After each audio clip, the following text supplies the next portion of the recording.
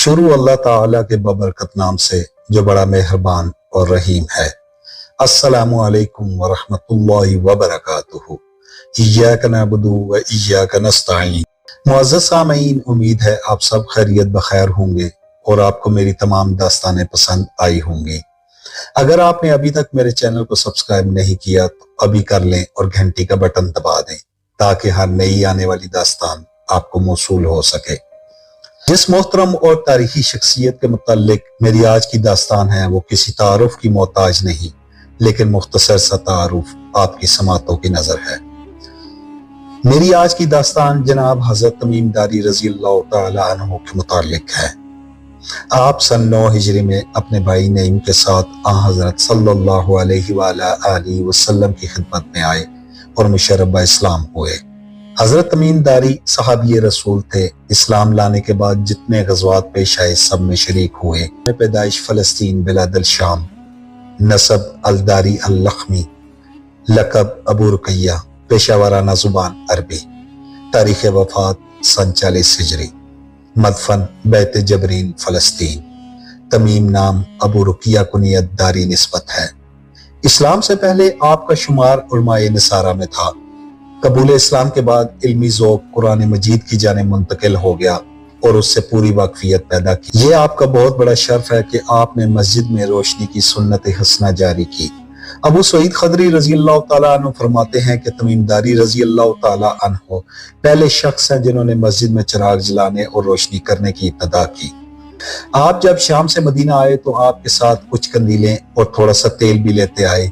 Medina पहुंचकर कंदीलों में तेल डालकर मस्जिद नबी सल्लल्लाहु अलैहि वसल्लम में लटका दी और जब शाम हुई तो उन्होंने उन्हें जला दिया। इससे पहले मस्जिद में रोशनी नहीं होती थी। हजरत सल्लल्लाहु अलैहि वसल्लम मस्जिद में तशरीफ लाए और मस्जिद को रोशन पाया तो दरियाफ्त फरमाया कि मस्जिद में रोशनी किसने की है। सहाबा इकराम रिज़वानुल्लाहि तआला अन्हुम अजमईन ने हजरत तमीम दारी रज़ी अल्लाह तआला अन्हु का नाम बताया।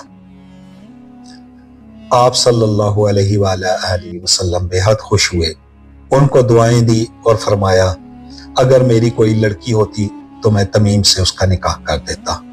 इत्फाक से उसी वक्त नौफल बिन हारिस मौजूद थे। उन्होंने अपनी बेवा साहिबजादी उम्मुल मुगीरा को पेश किया। पहले उनका निकाह बरा या अबू अल बरा से हुआ था। आप सल्लल्लाहु अलैहि वसल्लम ने इसी मजलिस में उम्मुल मुगीरा से हजरत तमीम दारी रज़ी अल्लाह तआला अन्हु का निकाह कर दिया। रसूलुल्लाह सल्लल्लाहु अलैहि वसल्लम ने कफाफ के लिए शाम में करियत ईनू का एक हिस्सा आपको दिया था और उसकी तहरीर सनद भी लिख दी थी, मगर दयार महबूब की मोहब्बत ने वतन की मोहब्बत फरामोश कर दी।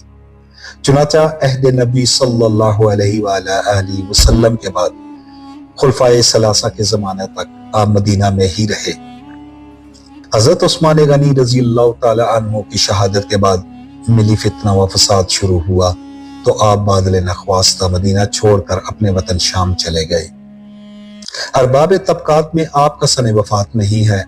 आपका सबसे बड़ा शर्फ ये है कि खुद रसूलुल्लाह सल्लल्लाहु अलैहि वसल्लम ने उनसे एक वाक़या जो कि मुस्लिम में मौजूद है।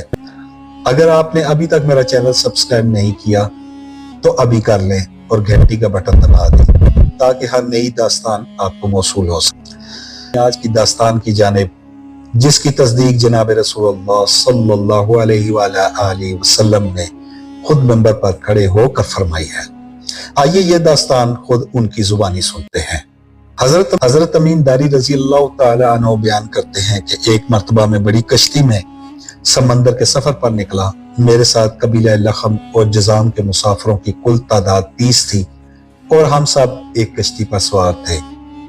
हमारा सफर इंतहाई इत्मीनान के साथ कट रहा था कि अचानक हवा चलनी शुरू हो गई और समंदर में तूफान आ गया। इस शदीद हवा और तूफानी लहरों के बाइस हमारी कश्ती और समंदर में मौजूद दीगर कश्तियां डोलती जाती। कश्ती के मुसाफिर इस सूरत हाल से परेशान हो गए और हर कोई अपने अपने खुदाओं को पुकारने लगा क्योंकि किसी को कुछ समझ में नहीं आ रहा था कि क्या करें। समंदर से उठने वाली लहरें एक सिमत की बजाय हर तरफ से कश्ती को अपनी लपेट में ले रही थी। थक हार का मलाह ने भी चप्पू छोड़ दिए और एक तरफ बैठ गया। अब हम में से हर किसी को ये यकीन हो चला था कि मौत यकीनी है। सूरज गरूब होने को था और उसकी रोशनी आहिस्ता आहिस्ता खत्म होती जा रही थी। शाम का अंधेरा और मंजिल का कोई पता नहीं। यह भी खबर न थी कि कश्ती किस सिमत में जा रही है और समंदर की लहरें अब कब तक कश्ती को सलामत रहने देंगी। इस खौफ व हरास की हालत में रात गुजर गई और सुबह की हल्की हल्की रोशनी फैलने से हर तरफ उजाला ही उजाला हो गया। कश्ती के रात भर हिचकोले खाने के बाद किसी को कुछ खबर न थी कि हम कहाँ पहुंच गए हैं। फिर अगला दिन भी इसी कैफियत में गुजरा और इसी तरह रात के बाद दिन और दिन के बाद रात आती गई और हमारी कश्ती को समंदर में फंसे हुए पूरे 30 दिन गुजर गए। फिर अचानक 30 दिनों की इस सूरत हाल के बाद हम भूले भटके मुसाफिरों को दूर से ऐसा नजर आया जैसे कुछ दरख्त समंदर में खड़े हों। 30 दिन से मुसीबत में फंसे हुए मुसाफिरों को ये मंजर देखकर उम्मीद की कुछ किरण नजर आई और मल्लाह ने जल्द अज जल्द वहां तक पहुंचने के लिए पूरी ताकत के साथ चप्पू चलाना शुरू कर दिए और कश्ती को तेजी के साथ उन दरख्तों की तरफ ले जाने लगा।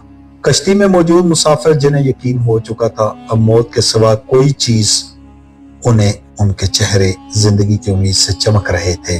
फिर कश्ती जूं जूं करीब होती गई, दरख्त साफ दिखाई देने लगे। मल्लाह पूरी ताकत से कश्ती चला रहे थे कि सूरज गरूब होने से पहले पहले इन दरख्तों तक पहुंचा जाए, ताकि कहीं ऐसा ना हो कि अंधेरा हो जाने के बायस हम इस आखिरी उम्मीद से भी हाथ धो बैठे। फिर कश्ती आहिस्ता आहिस्ता इन दरख्तों की तरफ बढ़ती रही और जब दरख्त करीब हुए तो सारे मुसाफिरों को यह जानकर खुशी हुई कि यह समंदर में वाक़ कोई जजीरा है। अभी तो सूरज मुकम्मल गरीब नहीं हुआ था कि कश्ती जजीरे के किनारे पहुंच गई। मुसाफिरों को इस जजीरे पर उतरे ज्यादा देर नहीं गुजरी थी कि दरख्तों के दरमियान में से एक अजीब व गरीब किस्म का जानवर निकला। उस जानवर के पूरे जिस्म पर बाल ही बाल थे और इस कदर लंबे और घने बाल थे कि ये मालूम ही ना होता था कि जानवर का अगला हिस्सा कौन सा है और पिछला हिस्सा कौन सा है। तमाम मुसाफिर इस अजीब गरीब जानवर को देखकर हैरान और परेशान हो गए, क्योंकि उनमें से किसी ने भी इससे पहले ऐसा जानवर देखना तो दूर की बात सुना भी न था। अब इस पुरस्कार जजीरे पर इसको देखकर सब परेशानी में मुब्तला हो गए कि ये क्या बला है। एक मुसाफिर ने दूसरे मुसाफिर से पूछा कि ये कमबख्त क्या बला है। उस अजीब व गरीब जानवर ने मुसाफिर की ये बात सुन ली और मुसाफिर के जवाब से पहले वो जानवर खुद बोला, मैं जसासा हूं। जानवर के इंसानों की तरह गुफ्तगू करने से तमाम मुसाफिर मजीद परेशान हो गए, क्योंकि आज तक उन्होंने किसी जानवर को इंसानी जुबान में बोलते नहीं देखा था। चुनाचा ये सब समझने लगे कि हो ना हो ये कोई जिन है और हमारे सामने आ गया है। तुम्हारी जासूसी का मकसद क्या है और तुम किसके लिए जासूसी करते हो? एक मुसाफिर ने हिम्मत करके उससे पूछा। मैं जिसके लिए जासूसी करता हूं उसे तुमसे मिलने का बगैर हद शौक है। वो तुमसे चंद बातें करना चाहता है, लिहाजा तुम मेरे साथ चलो। ये सुनकर तमाम मुसाफिर हैरान परेशान चुपचाप उसके पीछे हो लिए। वो अजीब गरीब जानवर दरख्तों के दरमियान बने हुए रास्ते से होता हुआ एक पुराने महल के सामने जा खड़ा हुआ। महल को चारों तरफ से बुलंद वाला दरख्तों ने घेर रखा था। मुसाफिरों ने वहां पहुंचकर परेशान नजरों से उसकी तरफ देखा और फिर जानवर की तरफ सवालिया नजरों से देखने लगे।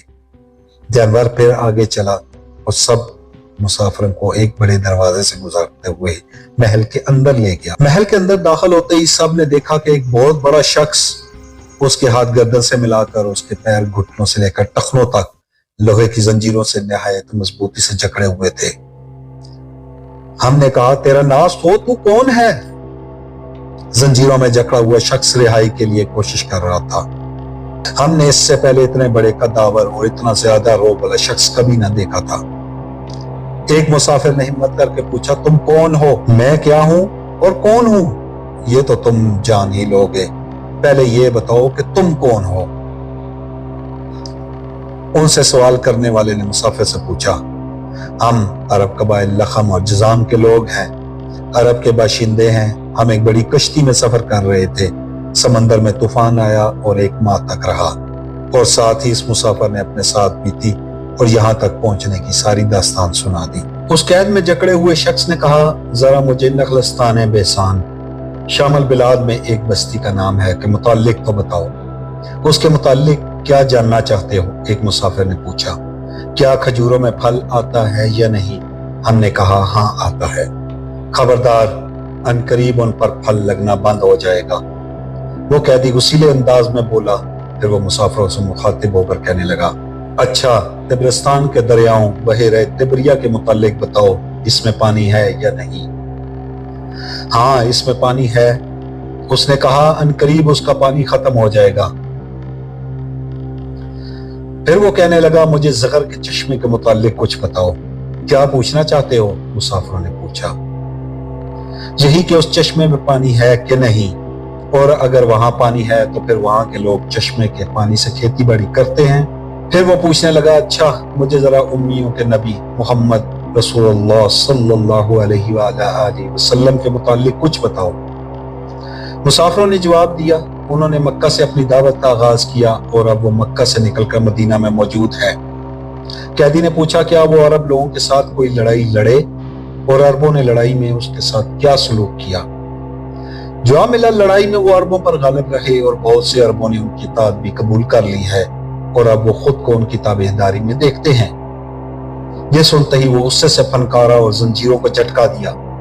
پھر وہ ہوا میں اچھلا اور ہوا میں معلق ہو گیا، مگر زنجیروں میں جکڑے ہونے کی وجہ سے وہ آزاد نہ ہو سکا۔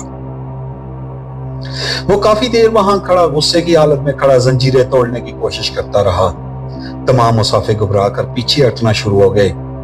تب وہ واپس مسافروں کو مخاطب کر کے بولا، اب میں تمہیں اپنے متعلق بتاتا ہوں کہ میں کون ہوں۔ میں دجال ہوں، اور تمہاری باتوں سے یہ معلوم ہوتا ہے کہ مجھے یہاں سے نکلنے کی جلد اجازت ملے گی۔ پھر میں اس جزیرے سے نکلوں گا اور 40 دن میں ساری دنیا گھوموں گا۔ دنیا کی کوئی بستی اور گاؤں ایسا نہیں ہوگا جہاں سے میرا گزر نہ ہو۔ ہاں مکہ اور مدینہ میں جانا میرے بس سے باہر ہے، مجھے وہاں جانے کی اجازت نہیں۔ میں ان دونوں شہروں میں داخل ہونے کی کوشش بھی کروں گا تو میرے آگے فرشتے رکاوٹ بن جائیں گے، ان کے ہاتھوں میں تلواریں ہوں گی اور وہ مجھ سے لڑیں گے، اور ان مقامات کے جتنے راستے ہیں ان سب پر فرشتے ہوں گے جو ان کی حفاظت کر رہے ہوں گے۔ یہ داستان ایک صحابی حضرت تمیم داری رضی اللہ تعالی عنہ نے سنائی، جو اسلام قبول کرنے سے پہلے عیسائی مبلغ تھے۔ یہ عجیب و غریب واقعہ دیکھنے کے بعد آپ نبی اکرم صلی اللہ علیہ وآلہ وسلم کی خدمت میں حاضر ہو کر مسلمان ہو گئے۔ اعلان بن جرید نے شیبی سے اور انہوں نے حضرت فاطمہ بنت قیس رضی اللہ تعالی عنہا سے حدیث بیان کی، کہا رسول اللہ صلی اللہ علیہ وآلہ وسلم کے پاس حضرت تمیم داری رضی اللہ تعالی عنہ آئے اور رسول اللہ صلی اللہ علیہ وآلہ وسلم کو بتایا کہ وہ سمندر میں سوار ہوئے تو ان کا جہاز راستے سے ہٹ گیا، وہ ایک جزیرے میں جا اترے۔ وہ اس جزیرے میں نکل کر پانی ڈھونڈنے لگے، وہاں ایک انسان سے ملاقات ہوئی جو اپنے بال گھسیٹ رہا تھا۔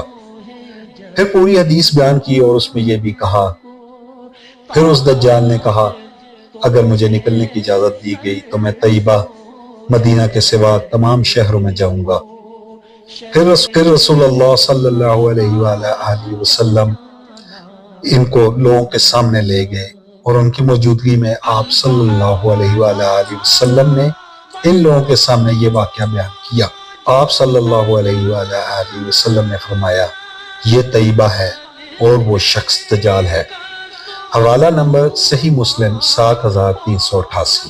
تو آئیے اب چلتے ہیں اپنی داستان کے آخری حصے کی جانب، جس میں دجال نے 3 سوالات کیے تھے: نخلستان بیسان، طبرستان کے دریا بحیرہ تبریہ اور زغر کا چشمہ۔ یہ تمام بلاد الشام یعنی کہ فلسطین، شام اور مصر کا کچھ علاقہ بنتا ہے۔ حدیث مبارکہ کے مطابق رسول اللہ صلی اللہ علیہ وآلہ وسلم نے فرمایا، شام کے لیے خوشخبری ہے۔ صحابہ نے عرض کیا، یا رسول اللہ کیوں؟ آپ صلی اللہ علیہ وآلہ وسلم نے فرمایا، اس لیے کہ اللہ کے فرشتے اپنے پروں کو شام پر پھیلائے ہوئے ہیں۔ जामिया तिरमिज़ी 3954। आज अगर हम देखें तो यहूद और नसारा इसी शामिल बिलाद पर बेरहमी से बेज़रर मर्द, औरत और बच्चों का बेदरेक कत्लेआम कर रहे हैं। तमाम इलाकों को निस्तो नाबूद किया जा रहा है। बच्चों, औरतों, बूढ़ों को बेदर्दी से शहीद कर रहे हैं। अल्लाह की बरकत को कौन खत्म करने पे तुला हुआ है? क्या आपको ये तमाम मनाजर देखकर भी महसूस नहीं होता कि किसे दज्जाल के आने की नवीद सुनाई गई होगी और अब भी कोई जसासा से राब्ते में नहीं होगा? अल्लाह रब्बुल इज्जत की बारगाह में इल्तिजा है कि हमें दज्जाल के फितने से महफूज फरमाए, आमीन। रसूलुल्लाह सल्लल्लाहु अलैहि वालैहि वसल्लम के मुताबिक सूरह कहफ की पहली 10 आयात फितना दज्जाल के लिए काफी हैं। उम्मीद है कि आपको आज की दास्तान पसंद आई होगी। चैनल को सब्सक्राइब करें और अपनी कीमती राय से आगाह करें।